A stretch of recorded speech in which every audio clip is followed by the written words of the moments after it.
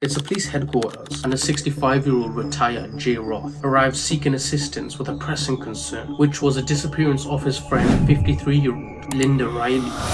The mystery began on the day before Linda was reported missing. Alerted by the continuous ringing of Linda's phone, her neighbor decided to go over and check on her. Once they got to the house, the neighbor noticed that the front door was unlocked, but there was no Linda to be found. Upon arrival, the police noticed unusual signs at the scene. Linda's phone, purse were left at the house, those things that were typically carried when you were going out. This suggests a sudden departure or even possible foul play. The Springfield Police Department considered these factors and issued a missing endangered person alert and would launch a full-blown investigation immediately. Jay Roth was with her 2 nights before she went missing. Detectives are aware of their recent contact and believe Roth could provide important information to help find Linda. Jay would step into the interrogation room with his own accord, having requested a voluntary interview. He is informed that he's not under arrest and retains the freedom to leave anytime he wants during the interview.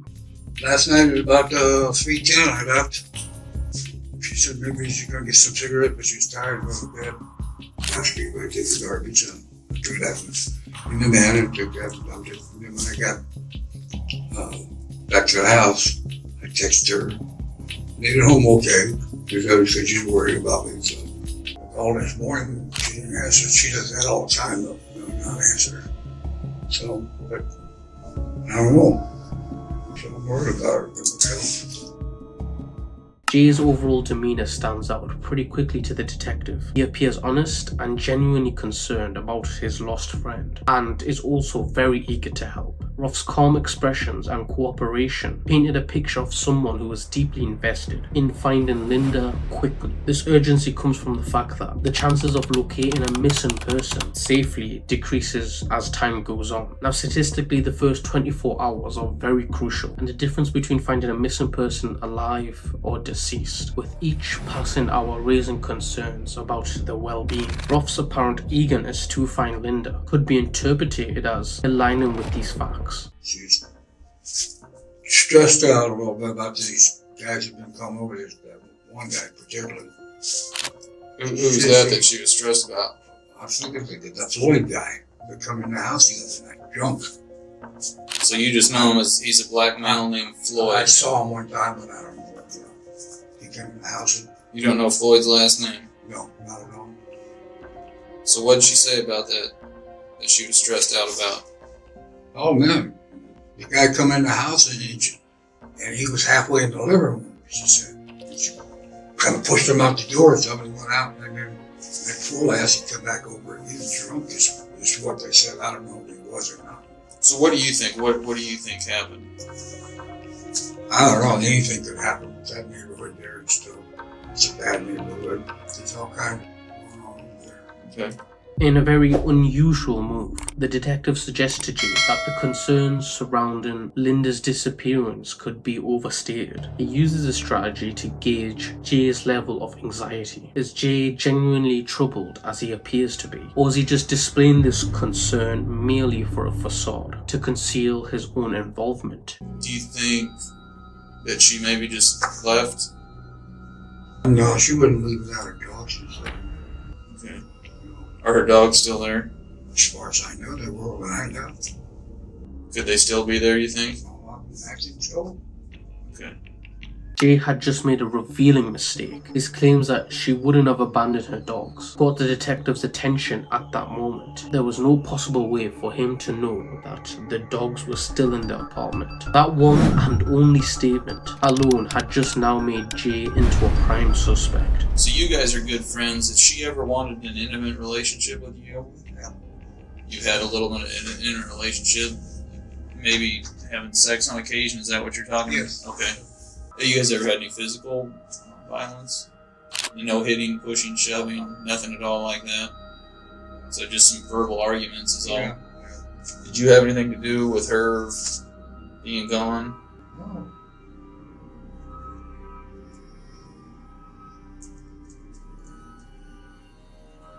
So when no. If I can have you hang tight for me for just a second. Step out and I'll be right back, okay? Thank you, sir. A whole day had gone by and Linda Riley remains missing, and the likelihood of finding her alive is rapidly fading. Then unexpectedly out of nowhere, Jay shows up again at the police station, bringing in new information to the table. There are three things actually. Her ex, he bigger, fuller hair. She come down to the house one morning after he'd sit on her and tried to shoot her up and missed and threw her in the spot. So, and she always had bruises on her arm when he grabbed her. So one time, she had this guy named Roger was there, and he stayed about a week or so. But the police came to the door and he was hid in the bathroom because he was wanted. They said, I don't know his last name or anything else. I told her, you got too many weirdos coming over and stuff like that. I'm just putting things out there as possibilities I was thinking. At this point, the detective is becoming increasingly skeptical of Jay's story. He's constructing a story with several suspects, which appears to be a strategy to steer any suspicion away from himself. You ask if I've ever hit her or she hit me? I haven't. But there was one occasion when I was, I took her over to see this guy she wanted to see. We dropped her off, but he wasn't home. They said, what are you doing? I said, well, I'm going to take you home. I don't want to go home. I said, well, I'm not going to let you out here. I want out. Like, I said, don't jump out here. Let me take you home. And she reached over to grab the horn in my hand. I went up like this, and it went in her mouth. She thought I got a break. It was accident completely. Linda launched a formal complaint against Jay alleging assault, predicated on her refusal to consent to intercourse. Upon becoming aware of these allegations, the police would investigate further into these. Jay proactively returns to the police station with the intentions of clarifying his side of the story. There's been a few people that have mentioned she was afraid of you. Do you know why they would tell us that? Because of that accident, she thought I was doing something, but I wasn't. But then we talked afterward, it was okay. But she wasn't afraid of me for that. What do you say to some of these people that kind of have said that she's scared of you, that you've been violent with her? I haven't been violent with her, and I don't know where that comes from. You don't know why those people would say that? Because the biggest hang-up today, because we've talked to so many people, and there's no trace of her or anything after you leave the house, a little after 3. How do we, where do we go from there? Hang on 1 second, we'll be right back. We'll get you out here in just a minute, okay? Following his second interview, Jay was released to return home, as the authorities found no compelling evidence to justify his continued detainment, although that he might think that his repeated release as a sign of detectives' belief of his innocence. The truth was, the suspicion towards him was actually increasing, and just 3 days later, Jay was called again to do a polygraph test for someone eager like him to help find their missing friend. Agreeing to a polygraph test can demonstrate their concern and the willingness to cooperate. Realizing this, Jay would say yes and would agree to take the test. Jay, I'm the polygraph examiner here with the police department. They called me, said that you were interested in taking a polygraph exam in reference to their investigation with Linda. I'll walk you out. Hold on. If you look straight ahead for me, Jay, I'll get you dialed back in and we'll begin. Are you physically responsible for Linda Riley's disappearance from her residence on February 27th, 2012? Did you physically remove Linda Riley from her residence on February 27th, 2012? Did you physically cause the death of Linda Riley on February 27th, 2012? In his first 2 interviews, Jay came across as a relaxed guy. He sat back in his chair, showing a lively and friendly demeanor. However, as the investigation evolved, and Jay was now being looked at as a prime suspect, the intensity of the situation appeared to dawn on him. Jay sits alone, waiting for the results of his polygraph test to come back, and he looks completely dejected and worn out. Moments later, the detective enters the interrogation room. The detectives update Jay on the investigation, explaining that a search warrant was issued for his van and home. Well, we got the results back, Jay, and it's kind of what we both knew. You failed it pretty bad. So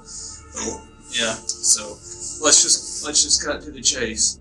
tell us what happened. Let's get this over with. It's been a long day for us all.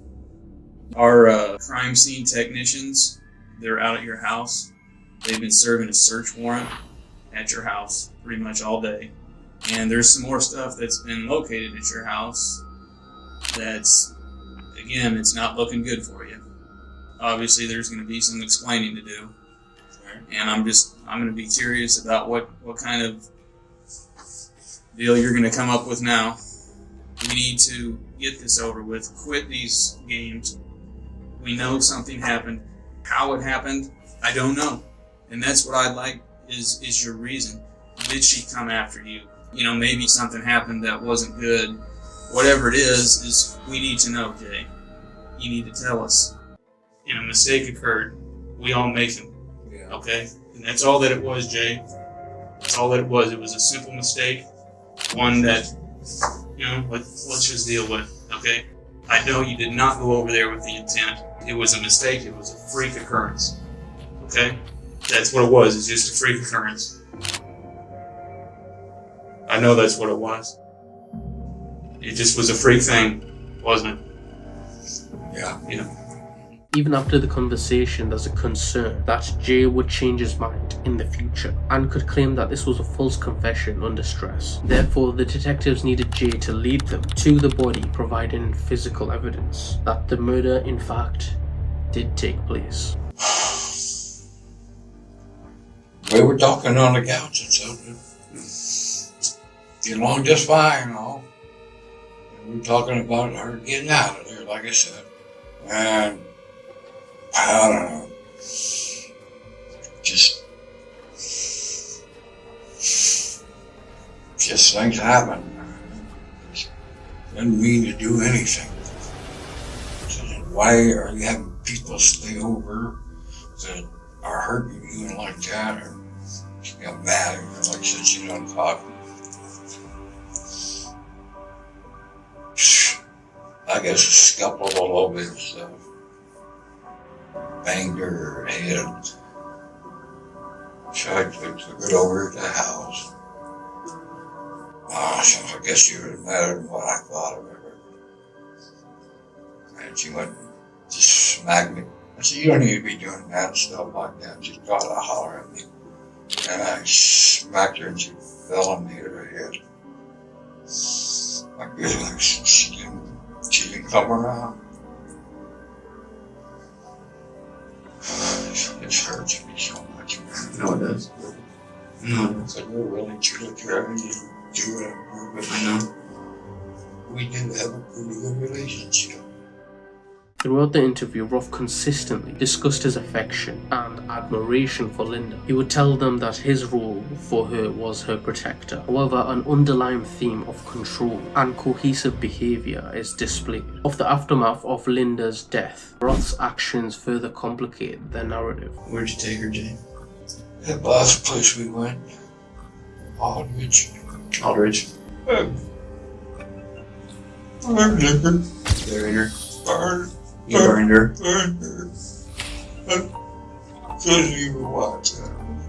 Maybe stick, I didn't know what to do. Is she still out there? What's left? What's left? Yeah. Are her bones still out there? I don't know. I don't think anything left. Did you take any of her bones with you? No? What would you think about taking us out there and showing us exactly where it is? That way maybe we can... I figured you would. I think you're right.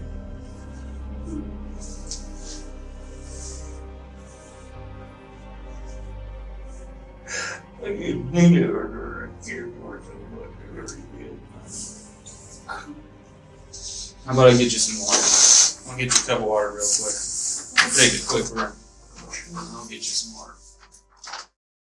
On March 4th, 2012, a whole week after Linda Riley's disappearance, Jay Roth led the police to the site, where he incinerated her remains. Jay faced the charges of felony restraint, kidnapping, and second-degree murder. During the sentencing, his lawyer would argue that the maximum penalty that he should receive was 10 years, and the reason was because of his client's age and also his ill health. But the circuit court judge firmly disagreed, saying Roth was a danger to women and children. And in July of 2013, Roth was sentenced to life imprisonment in Missouri, which means 30 years, and he must serve 40% off that sentencing, making him 78 when he's eligible for parole.